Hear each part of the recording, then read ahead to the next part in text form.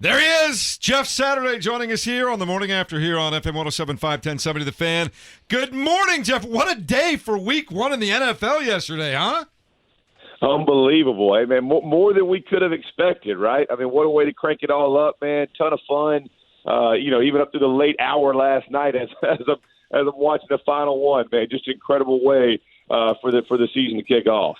Jeff, let's start here in Indianapolis. I don't know how much of the Colts and Bengals you caught. Probably a more entertaining game than maybe a lot of expected coming into week one. What were your thoughts on the Colts season opener? Yeah, we'll start with Andrew Luck. I think from my perspective, I definitely didn't expect him to throw 50-plus passes. So that definitely, I watched the entire game. It was one of the ones that I was assigned, and so I'm checking it out. And I think physically, I was probably surprised. I mean, he took some shots. Took the shot early on, obviously, and with the ejection, but got up, physically looked like he could handle everything, threw the ball well, threw the ball deep, and even outside the numbers, which are some things I hadn't really necessarily seen in the preseason. So overall, I think you got to come away pretty excited about the way that he ultimately looked. Some things, obviously, you're going to be disappointed. You're having a lead and not being able to protect it is always going to go back and bite you. That's going to be frustrating as far as that stuff goes. But overall, I think from Colts fans' perspective, they got to be happy with the way it started. Just got to get better each and every week. One of the big storylines coming into yesterday was the play of the Colts offensive line. No Anthony Costanzo, Joe Haig having to slide over to left tackle. What do you think of the line play, and especially Quentin Nelson in his debut against one of the better interior rushers in the league in Geno Atkins? Well, that's what I was going to say. I mean, you're talking about, well, not just Geno, but I mean, Dunlap. You got some guys over there who can get after the quarterback, since he's always been built on being able to get after the passer, and Marvin Lewis is always going to have a defense that's going to be aggressive.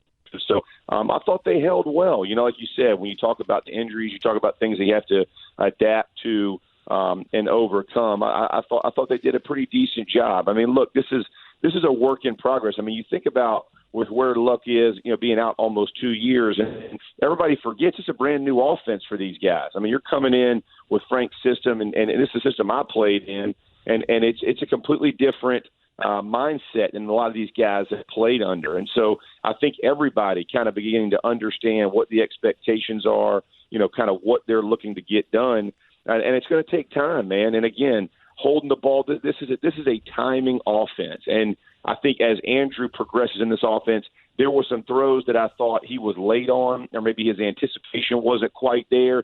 And again, that's going to help alleviate some of the hits that may have come, right? Because the ball is going to come out more on time, or more give the offensive line time to jump a guy or get in his chest and let the ball come out without getting hit, kind of like what Peyton Manning did years ago, and kind of what Frank has done throughout, whether it be with Rivers or Wentz or wherever he's been, being able to kind of protect those guys a little bit. It's Saturday morning on Monday here on the Morning After on FM 107.5, 1070 The Fan. Jeff Saturday with us. Jeff, let's talk about the offensive line right in your wheelhouse. Anthony Costanzo, we find out right before the game that he's not going to be able to go. And the offensive line, which was thought to be a little bit of a strength the way that they had put it back together in the offseason because of injuries, hasn't really come together yet. I thought they did a pretty good job kind of shuffling around yesterday. What were your thoughts on the way they handled that offensive line in front of Andrew? Yeah, I mean, I think that they've like you said, it's a work in progress. I mean, I know Big Q and the whole, everybody's excited about it, but with Costanzo not playing, it's going to be hard, and again, it's a new offense for each and every one of these guys, and so as they're coming in and in game planning for what they're looking for against one of the best defensive lines they're going to face, in all honesty, I mean, whether it be Atkins or Dunlap, I mean, you got guys who are making a whole bunch of money to get after that quarterback. I thought they fared okay. I mean, I think as you look at what it's going to look like in the season, I think the timing between Andrew and the offensive line will improve. Understanding, hey, which pass plays can we jump guys, and the ball is going to come out fast. Which ones we're going to have to kind of hold within a little bit. And again, that's all from Luck's perspective and what he's looked at. Being a brand new offense for the offensive line the same way. And this is all going to be a quarterback-driven offense where the ball needs to come out, the timing of the routes, all of those things will matter. And they will improve as they go. And you'll see Andrew take less and less shots and less pressures and hits, and the offensive line will feel more established. And obviously getting healthy, always helps. Jeff, there are definitely a lot of positives from the season opener for the Colts, but it was the same script late in the game. Outscored 17-0 in the fourth quarter, similar to last year when this team, blew 9 second-half leads and 5 in the fourth quarter.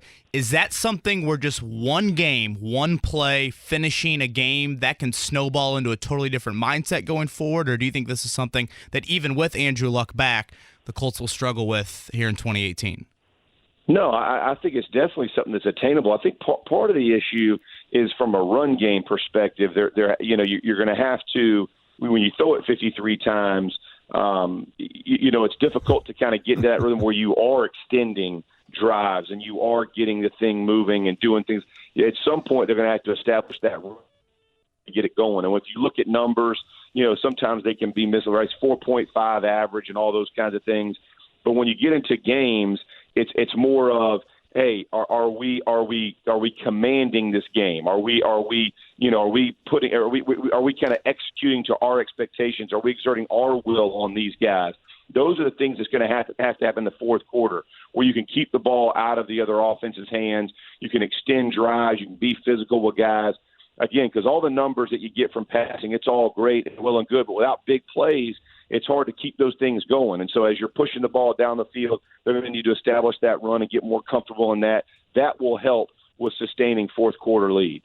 Jeff, Aaron Rodgers, last night was one of those epic NFL moments that is going to be talked about forever and ever and ever, whether you like Rodgers, whether you like the Packers, Chicago. As a former NFL player, what are you thinking when you see the second half of that Packers-Bears game last night? Insanity. Absolute insanity. You're talking about a guy that you didn't even know if he was going to be able to play. You're worried, he's lost for the season. The guy's getting carried off in a cart, man. You know what I mean? Like not what you want looking, especially after what happened last year. Definitely no fan of football wanted to see that. We see him getting toted off on a cart. Next thing you know, he comes back in the game. And you could feel it, man. When they scored, they got big plays. He threw that dime. It was unbelievable. The house in the edge, and he makes that catch. When you saw his face and you saw the teammates, you saw a breath of life. And listen, I played in Green Bay for a year, so I'm telling you, when you see him in the huddle that way, guys begin to believe. They're like, hey, we're going to get this thing done. You saw everybody, and once the defense started getting a couple stops, I thought, oh, here it comes, man. It's going to be a snowball deal for the Bears, and it sure was, man. And you saw, here's the difference, right? You see the guy who just earned whatever it was, $140 million. You see a guy who's new to the league in Mitchell Trubisky, and you saw one and his game really amp up at need, and you saw Trubisky kind of stay the same, right? Not necessarily go backwards, not necessarily make a bunch of mistakes, but just couldn't elevate his team to the next level. That's why you end up paying guys $140 million. And that's what the Bears are hoping they get from Trubisky in the future as he grows and develops as a quarterback, because that's priceless. That's why you pay the guys. And I tell people all the time, when I say someone's worth 9 wins a year, as a quarterback, that's Aaron Rodgers, man. 9 wins, brother. Put a number on that. You ought to know you going in the season with 9 wins. You ain't got to get but a couple more, and you're probably hosting a playoff game. But it's because of play like he had last night that was insane and so much fun for me to watch, so much fun for fans of football to watch for a comeback like that. Yeah, I think about 95% of owners would write their own check to Aaron Rodgers tomorrow morning. Jeff, you talked about that 2012 season when you were up there in Green Bay. I'm sure you've been asked this before. Similarities between Aaron Rodgers and Peyton Manning. Oh, just the competitiveness. You think about two guys who will their teams to win. They're gonna leave no stone unturned. They're going to absolutely max out all potential that they have. They're going to get the very best out of the guys playing with them. I think all those are very, very strong similarities between both of those guys. Everybody talks about, how much Peyton did in the film room, all the things he did. And you talk about what Aaron can do physically with the ball in his hand. The strength of his arm, all the different ideas that he puts out there. Everything's off schedule pretty much in Green Bay, man. There's very few plays that just stay on time. You think about the pass to Covey over the middle that goes yard, man. Right. He's buying time, getting out of the pocket. Next thing you know, he throws a dart up the middle, and here goes Randall Cobb, scoops it, and takes the thing 80 or whatever the yardage was. Those are the kind of plays that he can manufacture, whether he's going to his left, his right. Just the velocity on his football is just absolutely amazing. And so, like I said, man, watching that thing was pretty cool. One of the few things I would stay up that late, having to get up early all the time to do.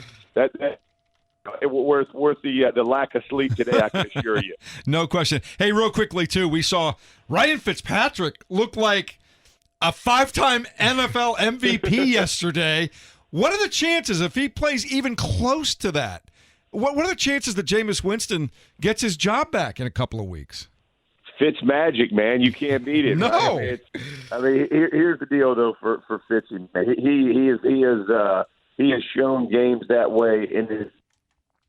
For him, it's going to be consistency. How can he carry this ball club?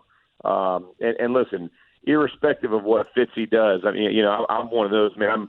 Winston to me has done, way too much. And so I'm hoping Fitz keeps playing well and the Bucs keep playing well. And, Jameson's either doesn't get it back or has got to earn it back. I mean, one or the other. I hope it's not one of those things that's just given because the way their team played, their team played inspired football yesterday. I mean, no one in the NFL, including myself, thought they were going to go in and beat the Saints at home. I mean, a ton of people have the Saints as NFC champion. So as you're talking about, a team that people are like, oh man, they may go 0 for 3. Their first. We lose Jeff. That's it. All right, Jeff. Always good to talk to you. Looking forward to talking to you every Monday morning. It's going to be a lot of fun here on the morning after. Hey, go do some TV. Look really pretty, okay? I'll do it. I appreciate it, fellas.